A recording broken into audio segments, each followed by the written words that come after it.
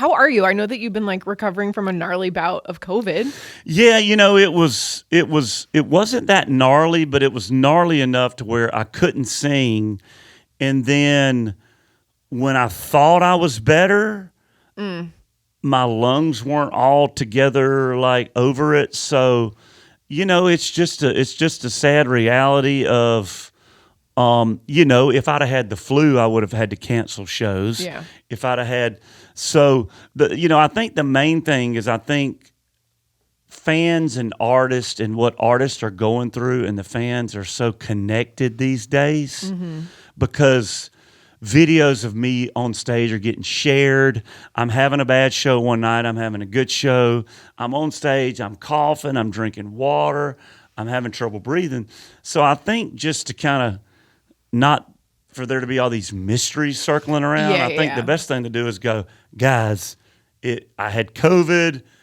It's 10 days beyond it, but I'm still struggling. And I think the fans are like, all right, well, at least he hasn't, BSing us about something. Or not even about BS and just, but there is some narratives out there where people will be like, he needs to take care of himself and quit doing this and that. And I'm like, I've laid in the bed for 10 days and I still can't sing. Right. How often is it that like something will happen when you're on stage and you're like, oh God, I'm going to be watching this back on social media? Well, I used to not think about it that much. And I used to get caught up in moments and I think we as artists, we always got to remember when we say something that's out of our routine, the fans are going to key in on that. And, but I think when I'm cutting up, like I was cutting up about, me and Tim Tebow, we constantly are Georgia, Florida. He's a big Gator.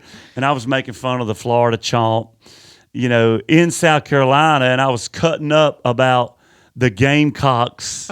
So I went down that rabbit hole, and then 2 minutes later it's on TikTok, and nobody wants to hear me sing. They want to watch me do that. But so I think that you get a little more, I don't want to be so guarded that I don't. No, yeah.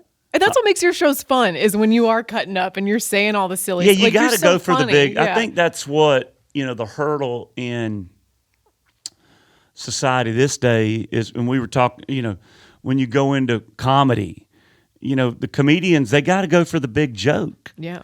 And you can't always. So sometimes if I'm having fun up there, I want to go for the big joke. Or if somebody, and if you do that, there's a percentage that they're not always going to, land like you want them. But I think you got to trust your fans to know. Your fans got to know you got a good heart under there, and you didn't, don't twist it around too much. I was cracking up. I think the one of you that went viral last week was the one where you were like, "That's my Riley Green impersonation." Well, yeah, Riley actually screenshot it and sent it to me and was laughing. And I think and Riley needs to be out there, razzing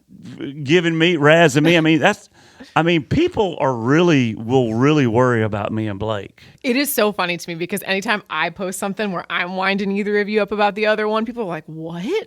And they get, I'm like, this is a bit that's been going on for 20 years. If the day that country music loses that or any of that gets lost, there's real beefs that go on, but I don't know. I don't have time for beefs. No one wants to do that. We're all here having fun. I just want to grill the beef. You mentioned the comedy thing, and I've said this to your manager before. I'm like, Luke needs to do just like a little acoustic comedy tour.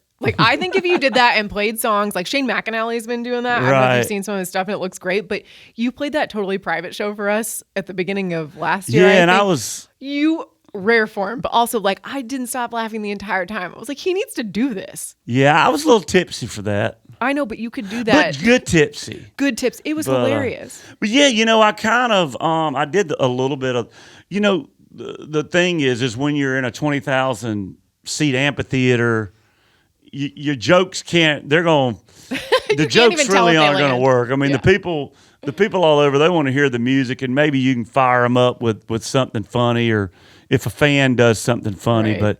But it may be fun. I've always thought a real stripped down version in Vegas one day. Yes. Where I just walk out with a guitar and a piano, and don't have 8,000 people in the room. Keep it real intimate and real cool, and don't have a set list. Let the fans start chatting and cutting up with them, and then just let it start. Let it start. Good. Yeah, let it start going. But then you'll have to. You still got to be crafty at that stuff. You definitely do. Like it's not. It can't be all off the cuff. But you're very good at it. You gotta have it on the guardrails a little bit. A little bit. Let's talk country song. Came on. Yeah. You did not write the song, but I feel like this is a song you could have written. I feel like it's probably a song that you've lived many times, right? Oh, certainly. I mean, I've spent so many nights in honky tonks in Georgia, whether it was with my dad and some of his buddies. After work, after a long day in the field, swing by the bar, have a beer. And I played a lot of these famous honky tonks in South Georgia. We had the Putney Oyster Bar. I never played there, but all these old oyster bars and all these we called them beer joints. And so yeah, I mean, I know that life. And when I heard this song, I loved that imagery. I loved that. A lot of my music is kind of driving right in your face, big walls of instruments. And this was more really scaled down, really simple, classic sounding, talking about, this guy just kind of shaking off a long day at work. And, it's just like the neon lights pull him in and everything.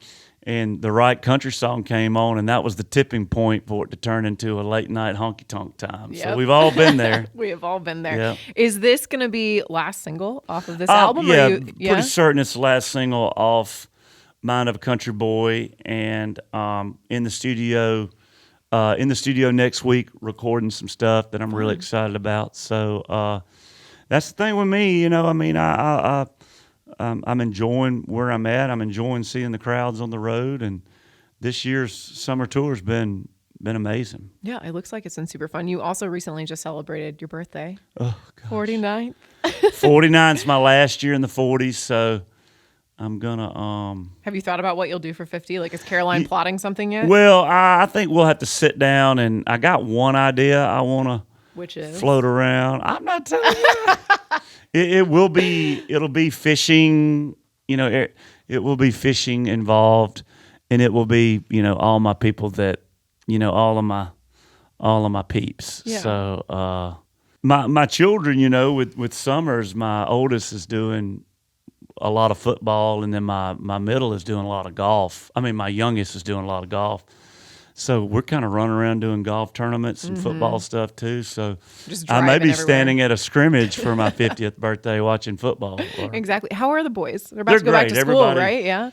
They're getting, they're dreading school. What year is everybody going to be this year? Bo will be a junior and Tate will be a freshman. So they're in high school together. So you're going to have to start having like the college conversations with Bo soon. Yeah, right? we already are. I think he's kind of gearing up to maybe check on a couple colleges and stuff like that. So it's fun, Yeah. My wife and I were actually talking about, there was a Texas school Bo brought up. My wife's like, "You're not going to Texas." And I'm like, if he gets in that school, he is. But it's going to be hard having him out of the house, I'm sure. I know, it'll be... Your face, what are we going to do? Yeah, my wife will be...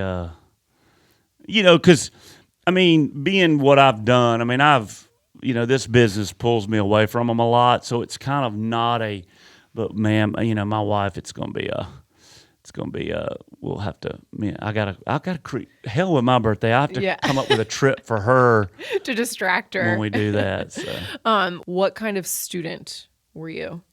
First of all, I was the youngest kid in my grade. Oh, because of your birthday. July 17th. So I got screwed mentally and then I was the latest bloomer in my grade. So I'm the youngest, and then and you're tall, so I'm assuming for a long time you were like the shortest kid. Oh my God. In 10th grade I was 5'7" in the 10th grade. And that's why I had to stop. Wait, and now you're what? 6'2". 6'2". So you had a huge growth spurt at some point. Oh, Yeah. I grew so fast, so quickly, I couldn't play sports anymore because I looked like a baby giraffe. And then that's what made me essentially pick up guitar, is the fact that sports went away. Funny. But, I was a much better college student. But I think in Georgia, we had the Hope Scholarship, which is a 3.0 or better. But I think a 3.0 back then was an 80 or above. Okay. Or an 82 and above. I don't even know what it is now.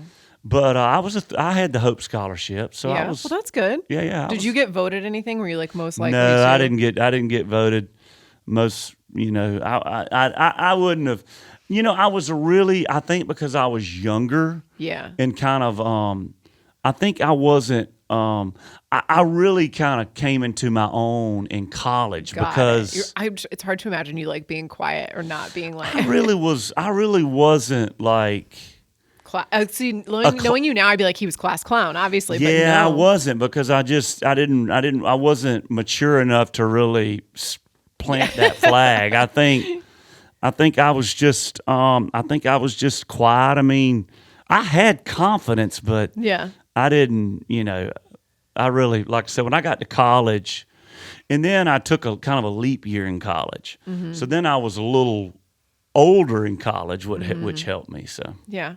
Well, that's great. You mentioned the tour this summer has been awesome, playing fairs and festivals. You got the farm tour, and I know that wraps like late fall. So what do you have rest of the year that you're excited about? Well, we'll be doing, for the fall, I'll be watching Friday night football games and really hopefully getting to spend a lot of time in the woods. A lot of times I've toured, a lot of years I've toured into October. Mm-hmm. And I think I'll get a chance to probably pop around and go see some Georgia games and maybe go spend some time and just spend some weekends. But like I said, my Friday nights are kind of committed to football. Do you have any big like hunting or fishing trips planned that you're excited about? Well, I've got my hunting trips are kind of annual. Mm-hmm. So this week I know where I'm going to be because that's kind of what we do every year. Yeah. So like the opening of dove season is every day. So I'll have all these dove shoots.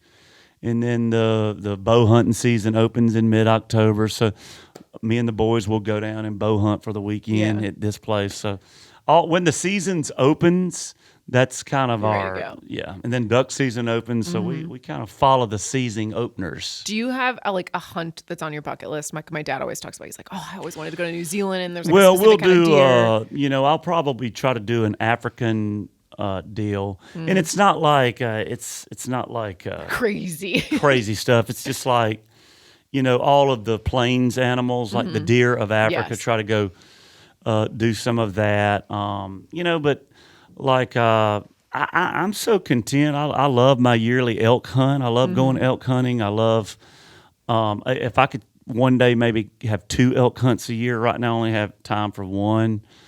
I'd love to go. I'd love to go off the grid up in caribou country one day and stuff like that. So I don't know, just as the schedule progresses, I got to get all this stuff while I can go hike up mountains. Yeah, no, for sure. And then is Idol? We're in the talks. You're in the talks. Okay, got it. I wasn't Nothing's been sure. announced, but we're still chatting it all out. Okay, well, good. And then Thomas Rhett is on the show the week after you. Do you have any good TR stories or any stories I should ask him to tell while we have him on? TR and I, we chat intermittently. He asked if I was going to be golfing at Troubadour. I said, I might be out there, and I called him, and then we launched into a 5-minute therapy session with one. He and I are always each other's therapy, but, we just chatted. He's had the Castellos out with him, and my nephew dates Lily. Oh, I don't know if I knew that. Yeah, and I don't know if it's they're public. They post on Instagram and all that. But so Till, my nephew's been out there and really been bragging about TR's show, Aww. and then I know the girls have had a blast being out there with TR. So yeah, but I get to chat with him every time. I think he and I try to get in the woods. But his kids are still so young. I like know. if he tries to if he tries playing hunting trips and mini golf trips, he's gonna get in trouble. So I'm trying to keep him out of trouble with Lauren. That's nice. Well, Luke, thank you so much for the time. I'm Thank so you. glad to see another song headed up the top of the chart for you. Thank and you. excited to hear new stuff. Hey, it's Katie. Thank you for watching. See more interviews, performances, and more of your favorite artists by subscribing and downloading the free Audacy app.